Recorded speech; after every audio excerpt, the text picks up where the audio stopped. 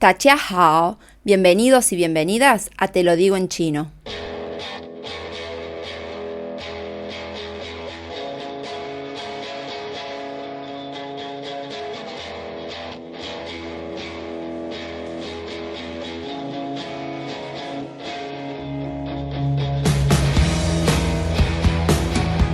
En el episodio de hoy hablaremos de un tema que, desde mi punto de vista, despierta muchos prejuicios y en algunos casos hasta la xenofobia.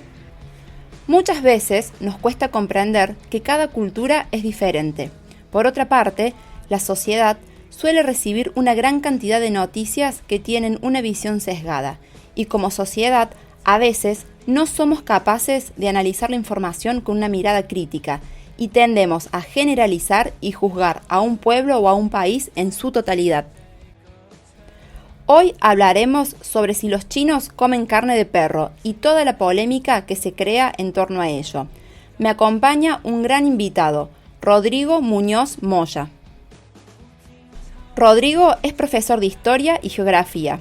El tema de investigación de su titulación trató sobre racismo antiasiático. Rodrigo nos responderá la siguiente pregunta. ¿Comen carne de perro los chinos? La pregunta sobre si los chinos consumen carne de perro yo creo que está fundado principalmente por el racismo antiasiático. Esta distorsión aumenta por la masificación de noticias sesgadas que no realizan un ejercicio básico de matizar dichas afirmaciones. Y esta idea, como sabrán, ya está enraizada en el imaginario popular. ¿Alguna persona de nacionalidad china habrá consumido carne de perro alguna vez? Eso es muy probable, pero de esa sospecha no se escapa nadie. Es más, se han documentado carnicerías de perro en Francia. Así es, en el mismo lugar donde surge la Ilustración. Alemanes y estadounidenses han comido esta carne en tiempos de crisis durante los siglos XIX y XX, y nada nos hace afirmar que esta práctica no se haya perpetrado en épocas anteriores.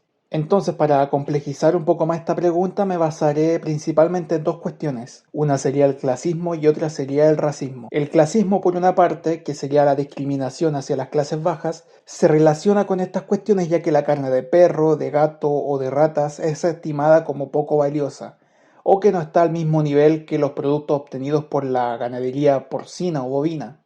Hoy en día, claro, es bastante habitual conseguir carne de res o de cerdo en carnicerías u otros mercados, pero cuando el acceso se hace difícil, la gente recurría a estas opciones. Y aquí un concepto interesante es el de la alimentación tabú. Su relevancia aquí radica en que hay alimentos que no son aprobados para el consumo por razones culturales o religiosas. Por ejemplo, para el hinduismo las vacas son animales que no deben ser faenados. En el Islam o el judaísmo no está bien visto comer cerdo, o en algunas partes de Occidente los insectos no son aptos para ser ingeridos. El debate ya se torna subjetivo. Aquí ya podemos ir haciéndonos preguntas claves. ¿Quiénes son al final los que determinan los alimentos aptos para ser consumidos? ¿Solo los que se dictan en Occidente? Y ahora viene el segundo pilar de este estereotipo, el racismo. Se piensa de manera general que los casos de racismo solo suceden cuando hay una confrontación física o verbal directa en contra de una persona por su origen racial, nacional o étnico. Pero la verdad es que estos se sustentan gracias a los discursos, aquellas ideas e imágenes reproducidas sobre los otros. Una manera de hacerlo es utilizando la estrategia de mitigar nuestras acciones negativas y enfatizar en lo negativo del otro, polarizando y exagerando las diferencias entre dos grupos humanos. Nosotros los occidentales seríamos aquellos seres racionales y civilizados que consumen alimentos normales, entre comillas, versus un oriente salvaje y cruel que no diferencia entre formas de vida y arrasa con toda vida para ser cruelmente ingerida. Típica es la imagen, por ejemplo, en el cine de tribus mongolas asediando y devastando todo a su paso. Ya vimos que hasta pueblos que hemos construido como civilizados consumen perro o gato. Más que una cuestión cultural, es una cuestión económica lo que lleva a ciertas personas, de manera excepcional, a comer a estos animales que hoy consideramos mascotas. Pero hay una gran diferencia. Han existido manifestaciones y ataques contra la población china por esta cuestión.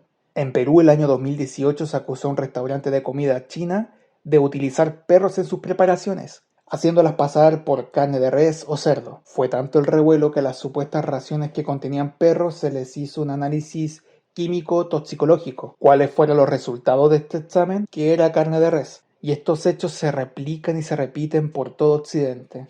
Y así se expresa el racismo. Mientras unos son violentados por la percepción de eventuales hábitos alimenticios populares en sus países, nosotros gozamos de la normalización de nuestros alimentos. Los hindúes no nos agreden por comer vacuno. En los países que profesan el Islam no nos insultan por comer cerdo. No hemos visto gente fuera de la embajada española reclamando por la corrida de toros, o en las embajadas chilenas por el rodeo. Y un dato muy curioso, en Suiza no es difícil encontrar reportajes donde se menciona que se siguen consumiendo carne de perro o de gato en ciertas zonas rurales.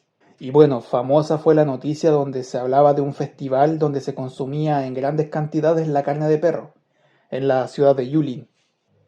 Muchos medios occidentales presentaron esta celebración como la prueba máxima de sus más difundidos estereotipos, y lo cierto es que este festival solo se comenzó a celebrar desde el año 2009 y tenía la intención de ser un evento que atrajera mayor turismo, fundamentándose en la tradición sobre todo. Estos medios fueron incapaces de discernir que esta práctica solo se estaba llevando a cabo en una de las miles de ciudades desplegadas en el enorme territorio chino. La generalización ya estaba asentada. Los cuestionamientos se manifestaron en gran parte de la sociedad china. Se llevaron a cabo protestas y organizaciones pidieron a las autoridades la prohibición de este festival. Antes de que estas noticias llegaran a Occidente, ya buena parte del pueblo chino se oponía al festival que se llevaba a cabo en Yulin.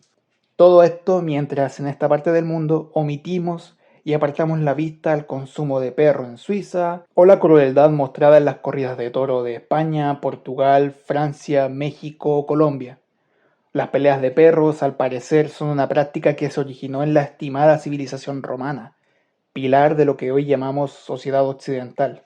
¿Y qué decir de las altas cifras de perros y gatos abandonados? Detrás de esto, también podríamos destacar el especismo, una forma de discriminar y jerarquizar animales según los valores sociales que les otorgamos.